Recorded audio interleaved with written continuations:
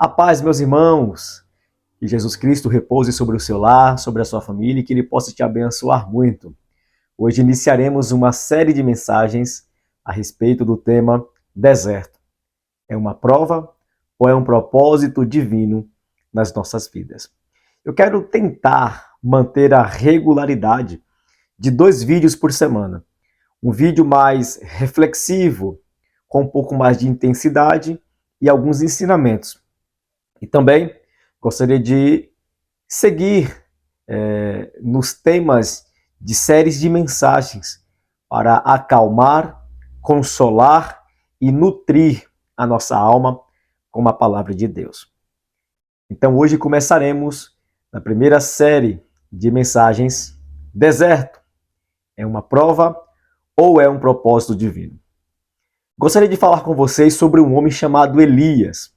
Elias foi um grande homem de Deus, mas houve um momento e um episódio na vida dele que ele recebe uma ameaça de uma mulher chamada Jezabel e ele toma algumas atitudes que não era necessário ter tomado. A primeira, fugir. Depois ele pega o seu servo e deixa em um local e sai andando sozinho rumo ao deserto.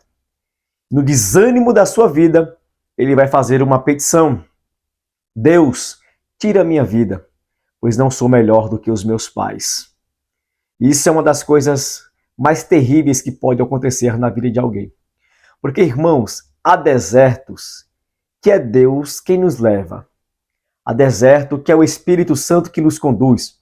Assim, quando Jesus ele sai do Jordão, cheio do Espírito Santo, ele é conduzido ao deserto para ser tentado pelo diabo. Mas Elias, após receber a ameaça de uma mulher, ele vai sozinho, sem condução, sem receber a voz de Deus, sem muito menos alguém mandar, mas por conta própria, ele decide ir para o deserto. E no deserto, ele vai fazer essa oração terrível, que é pedir a morte a Deus. Mas Deus é tão piedoso e misericordioso que cuidou deste servo fiel. E hoje eu quero falar a respeito desse grande homem de Deus. Então fique aí, mande para alguém esse vídeo, porque eu creio que Deus vai falar com você poderosamente. Amém? Então vamos lá. Até os maiores figuras da Bíblia têm as suas dificuldades, as suas falhas e os seus momentos de aflição. Elias foi um grande homem de Deus. Elias foi um meteoro que iluminou o céu negro de Israel. O rei era Acabe. Acabe foi um dos piores reis que existiu em Jerusalém. E esse profeta, ele surge de repente com uma palavra divina para aquele rei e para todo aquele povo. Durante 3 anos e 6 meses não vai cair uma gota de chuva e muito menos o orvalho vai molhar essa terra. Aqui eu já vejo algo muito importante: a urgente e necessária de uma voz profética de Deus na terra. Assim como Elias, precisamos hoje de grandes homens de Deus, que não faz aliança com o ímpio, que não faz aliança com pessoas que pode ajudá-lo ou que pode fazer alguma coisa em prol da vida dele. Mas grandes homens e profetas que, mesmo que ele não tenha algumas coisas que tanto querem, eles permanecem fiel à ordem e à palavra que Deus mandou. E quando este servo obedece a Deus, Deus já havia preparado um lugar especial para ele, o ribeiro em Querite. Lá Elias seria alimentado pelos corvos, teria a sua comida de manhã e também à tarde e beberia da água do ribeiro. Uma coisa que eu acho muito importante é que Querite significa refinaria. Então podemos colocar aqui como colocar no tamanho certo. Há lugares que Deus nos manda para nos colocar no tamanho certo da vontade dele. A W. Tozer tem uma frase que ele vai dizer assim, ó: eu não creio que Deus possa abençoar abundantemente alguém, até que essa pessoa não seja grandemente ferida por Deus. Quanto maior for a ferida que Deus causar nessa pessoa, maior terá ela utilidade no reino de Deus. Há pessoas muito usadas por Deus, começou a aparecer em muitos lugares e de repente, do nada, Deus fala, está na hora de se esconder. Mas para onde eu vou, Senhor? Vai para a refinaria, porque eu quero te colocar do tamanho certo. Olha que coisa incrível. O homem acabou de aparecer com a palavra profética, agora tem que se esconder, amando de Deus. Porque tem horas que, por mais que sejamos usados por Deus de uma forma grandiosa, Deus ainda quer que estejamos no secreto sendo treinado por Ele. E Deus faz isso com todos os seus bons servos. Então já quero te dizer, meu irmão e minha irmã que está assistindo a este vídeo, se você foi usado tremendamente por Deus, mas agora está no oculto, sem ninguém lembrar-se de você, é Deus treinando você um pouco mais no secreto, porque ainda você tem muita utilidade no público. Não se preocupe, é Deus colocando você na estatura que Ele quer. Fique tranquilo, porque Deus ainda vai te usar grandiosamente para a glória dEle. Após esse episódio, a água do ribeiro seca. E Deus vai enviar o seu servo, seu profeta, para a casa de uma viúva. Olha, irmãos, o nosso Deus é um Deus maravilhoso demais. Porque às vezes nós não entendemos a ótica de Deus. Deus manda Elias a uma casa em que Deus diz que a mulher proveria na vida de Elias. Só que quando Elias chega lá, olha só a provisão que essa mulher tinha. Primeiro, pouco azeite. Segundo, pouca farinha. Terceiro, apenas 2 gravetos para fazer fogo, fazer um bolo para ela, um bolo por filho, comerem e depois esperar a morte chegar. Olha a provisão que a mulher tinha para Elias. Praticamente nada. Só que o homem de Deus, aleluia, olha a provisão dele.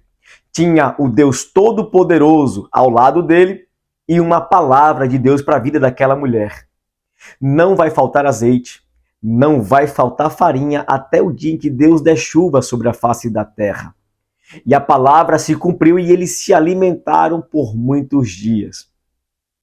Eu quero te dizer também, diante dessa palavra a qual estamos aqui falando e refletindo, que o nosso Deus é o Deus da provisão. Por mais que as coisas que você tem nas suas mãos são pequenas, fracas, e você não ver que vai dar tanto resultado, o teu Deus é o Deus da provisão. O teu Deus é o Deus das bênçãos grandiosas. O teu Deus é aquele que fala e cumpre porque Ele é fiel. Só que olha só, quanto mais próximo de Deus eu e você estivermos, se prepare porque do nada também as coisas apertam. Do nada as coisas apertam. E não me pergunte o porquê, porque esse é o trabalhar do nosso Deus. Eles estão alimentando-se muito bem. Deus está ao lado deles. Mas do nada, o filho dessa mulher adoece e ele vai morrer. A mulher vai acusar o profeta. E quando Elias escuta as acusações daquela mulher, ele não retruca com ela. Ele não se embravece com ela. Ele não foge daquela situação. Ele diz, dai-me o menino. Coloca aqui em meus braços. Ele sobe ao quarto, coloca o menino na cama e ele, por mais que não reclamou, retrucou e falou alguma coisa àquela mulher, por mais que ele permaneceu em silêncio perante a fala daquela mulher, Elias não permaneceu em silêncio diante de Deus. E ele vai orar, ora 3 vezes sobre o menino, e Deus escutou a oração de Elias. É isso que temos que fazer, meus irmãos. Não é retrucar com as pessoas que nos acusam. Não é se embravecer com as pessoas que estão falando algo ao nosso respeito. mas tomar os problemas em nossas mãos, cair de joelhos e por mais que fiquemos em silêncio perante as pessoas, jamais ficar em silêncio perante o nosso Deus. Orar ao Senhor, porque Ele pode nos ouvir, nos socorrer, e o que está morto, Deus pode ressuscitar. E eu quero aplicar essa palavra a você, que vai ouvir esse vídeo, e você serviu a Deus, viu a provisão de Deus, mas de repente a situação piorou e morreu os seus sonhos, os seus projetos, morreu aquela vontade que um dia você tinha, morreu os grandes sonhos, morreu aquela grande esperança. Eu quero te dizer nessa noite, aleluia, glória a Deus, dobre os seus joelhos, não retruque com pessoas, mas fale com seu Deus, porque Ele pode fazer isso voltar à vida novamente. Ele é o Todo-Poderoso. Então, olha só, Elias vem de uma palavra profética grandiosa, se esconde, mas Deus dá provisão a ele. Depois, quando a provisão acaba em Querite, ele vai para a casa da viúva. Deus provê para ele, para a viúva, para o filho. O menino morre. A oração de Elias, Deus escuta e traz o menino de volta à vida. Elias está no auge. E está cada vez mais subindo alguns degraus de intimidade com Deus. Até o momento que Deus manda ele se apresentar perante Acabe. E ele vai se apresentar. Ele vai ser chamado de perturbador de Israel. Porque todo profeta e pregador verdadeiro nessa geração ímpia será chamado de perturbador. Porque muitos não estão suportando mais a verdade. E para você, pregador, ensinador que está me ouvindo, eu quero deixar algo bem claro para o seu coração acerca desta palavra. Jamais mude a mensagem que Deus te deu por causa de pessoas. Jamais mude a mensagem que Deus te deu por causa de algumas pessoas que não querem e acham que já está ultrapassado a maneira como alguns verdadeiros estão pregando, a maneira como alguns verdadeiros estão ensinando. E alguns dizem, já foi, é do passado. Não mude a mensagem por causa de pessoas. Seja fiel à mensagem, porque foi Deus quem te enviou para falar, para pregar, para ensinar. Seja fiel ao Senhor. É melhor ser fiel a Deus do que ser fiel a pessoas que não têm compromisso nenhum com a obra de Deus, com o nosso Deus e com o nosso Senhor e Salvador Jesus Cristo. Elias se apresenta. Elias manda reunir profetas de Baal, profetas de Azera. Manda todo o povo se reunir também. E ele vai dizer para o povo, até quando vocês vão cochear em dois pensamentos? Se Deus é o Senhor, servi a Ele. Mas se é Baal, serve a Ele. O povo fica calado, o povo não dá sequer uma palavra. Mas Elias, ousado, cheio de Deus, vai fazer um desafio. E propôs algo interessantíssimo. O Deus que responder com fogo, esse é Deus soberano sobre toda a terra. Você conhece muito bem a história porque os profetas de Baal começaram, clamaram, oraram e Baal não respondeu. Elias zomba e zomba cada vez mais. Até o momento que Elias vai lá, restaura o altar que estava quebrado. Põe água, põe lenha, faz todo o amparato do sacrifício, faz uma oração, porque é isso que Deus ama. As orações que Deus responde de pessoas no público é porque elas têm uma vida íntima, grandiosa no secreto. E depois que Elias termina a sua oração, Deus envia fogo do céu, consome o sacrifício, o holocausto, e o povo reconhece que só o Senhor é Deus. Só que Elias vai fazer algo mais ousado ainda. Ele vai pedir para que traga espadas e matem os profetas de Baal. E o povo dá ouvido a isso. Quando acaba todo esse momento, Elias ele sobe ao monte e vai orar. E ele vai orar 7 vezes para que Deus dê chuva.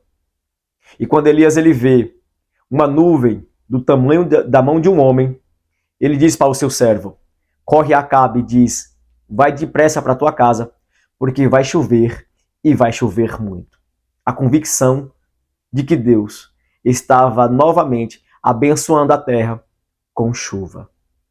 Oh, irmãos, eu quero te dizer, porque eu senti um peso da palavra aqui no meu coração. Deus voltará a te abençoar novamente. Deus voltará a derramar abundância sobre a tua vida. Deus, em sua infinita graça e misericórdia, voltará a ter compaixão de você. Não se desanime, não se desespere, porque o nosso Deus é o Deus de infinitas misericórdias e graça. O nosso Deus é fiel. Deus manda chuva novamente para o povo, para a terra, mas Acabe, quando chega em casa, ao invés de se converter ao Senhor, conta tudo para Jezabel, e Jezabel, ao invés de se converter àquela feiticeira, ela vai dizer algo perverso contra o servo de Deus. Que a minha vida seja igual aos profetas de Baal, se amanhã Elias não estiver conforme uns deles. E manda o mensageiro ir até Elias. E quando Elias escuta esta palavra, ele fica extremamente decepcionado, arrasado, contrito, abatido e desesperado. É por isso que eu quero te falar aqui algo importantíssimo. Elias foi um grande herói. Elias foi um grande homem de Deus. Elias foi um profeta sem igual. Mas Elias foi homem. Foi um ser humano. E como ser humano, ele sofreu. Depois das maiores vitórias,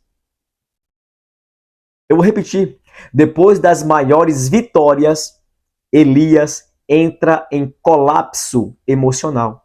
Elias entra em exaustão. Elias entra numa sensação profunda de fracasso. Elias tomou uma atitude terrível, correr para o deserto e pedir a morte. E Elias não é muito diferente de mim e nem de você, porque às vezes nós entramos em colapso emocional. E às vezes é depois de grandes vitórias. O principal aqui também é que às vezes nós ficamos com aquela sensação profunda de fracasso. Estamos tendo êxito, vitórias, bênçãos, mas uma coisinha só é o suficiente para abalar a nossa estrutura e encher a nossa mente de que somos um fracassado. Foi assim que Elias se sentiu. Depois de grandes vitórias, caiu em terrível desespero e desmotivação. O deserto de Elias foi terrível e preste atenção naquilo que eu vou te dizer a partir de agora. Primeiro, o deserto de Elias veio depois de grandes vitórias. E às vezes o seu deserto também pode vir depois de grandes vitórias que Deus te der. Elias vence 450 profetas de Baal. Elias vai profetizando e Deus vai realizando os fatos da qual ele falava. Grandes coisas iam acontecendo, mas uma ameaça só foi o suficiente para abalar a sua alma, a sua estrutura e a sua fé. Olha que coisa terrível na vida de um grande homem de Deus. A primeira lição que eu quero que você aprenda é: grandes conquistas não nos isenta de crises emocionais. Você pode ter a maior vitória da sua vida, mas isso não vai te livrar das crises emocionais que você pode ter. E às vezes é uma simples coisa. Às vezes é uma pequena coisa que faz com que venhamos desmoronar por inteiro. Segundo, no deserto, Deus cuida primeiramente do físico. Olha como o nosso Deus é maravilhoso. Olha como o nosso Deus é um Deus que cuida nos mínimos detalhes. Elias estava pronto para que Deus o matasse. Não queria mais viver. Mas Deus, em sua misericórdia, enviou um anjo e trouxe alimento e água para aquele servo de Deus. Porque nos piores momentos das nossas vidas, o nosso Deus, ele não nos desampara. Ele caminha conosco. Nos momentos mais tristes, mais tempestuosos, de maiores trevas das nossas vidas, o nosso Deus não nos desampara, mas nos envia o seu socorro. E enviou o seu socorro ao seu profeta, ao seu filho, chamado Elias. Antes de Deus corrigir Elias, primeiramente Deus vai alimentar Elias. E Elias entra no profundo sono. Depois, Elias acorda, come novamente e tem mais um descanso. Porque, irmãos, Às vezes o problema não é falta de fé, não é falta de leitura da palavra, não é falta de oração. Às vezes o problema é exaustão. Tem pessoas que estão no limite, está cansada, está tendo tantos afazeres, está faltando uma fagulha para que ela venha entrar num colapso extremo. Mas o nosso Deus, em sua infinita misericórdia, ele sempre nos enviará socorro. E se você que está assistindo esse vídeo está neste ponto, exausto, cansado, a ponto de abandonar e jogar tudo para o alto, eu quero te dizer, em nome de Jesus Cristo, Deus vai te enviar socorro, provisão, e você terá descanso da parte de Deus. Terceiro, o deserto revela pensamentos escondidos. Elias, ele vai dizer algo que não é uma verdade.